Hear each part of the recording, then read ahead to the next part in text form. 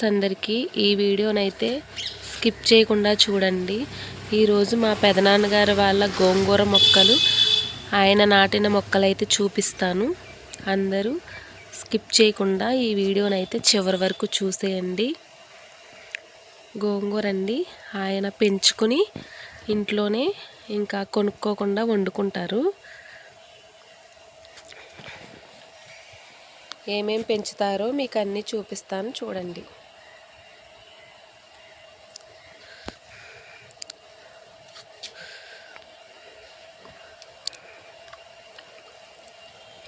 ఇటు వచ్చేసి పచ్చిమిరపకాయ మొక్కలు కూడా వేసుకుంటారు. ఆయనే కోసుకుని వండుకుంటారండి, బయట ఎక్కువగా వాడరు. ఇటు వచ్చేసి కరివేపాకండి, ఆయన ఓన్గా పెంచుకునే మొక్కలన్నీ మీకు చూపిస్తాను. ఎవ్వరూ స్కిప్ చేయకుండా ఈ వీడియోని చూడండి. ఇవన్నీ కరివేపాకు మొక్కలేనండి.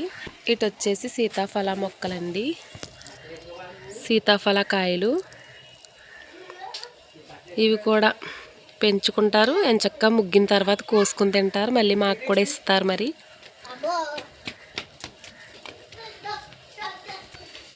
వచ్చేసి మల్లెపూ చెట్టు అండి, ఇది కూడా ఆయనే వేశారు. పువ్వులు బాగా పూసినవి కదండి.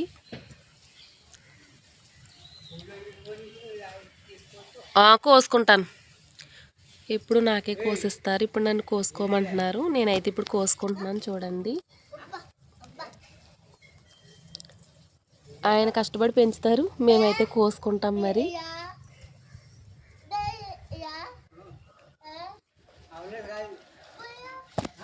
మొగ్గలైతే ఉన్నాయి, నేనైతే పువ్వులే కోస్తున్నాను. పువ్వులు బాగా విడిచినవని చెప్పేసి.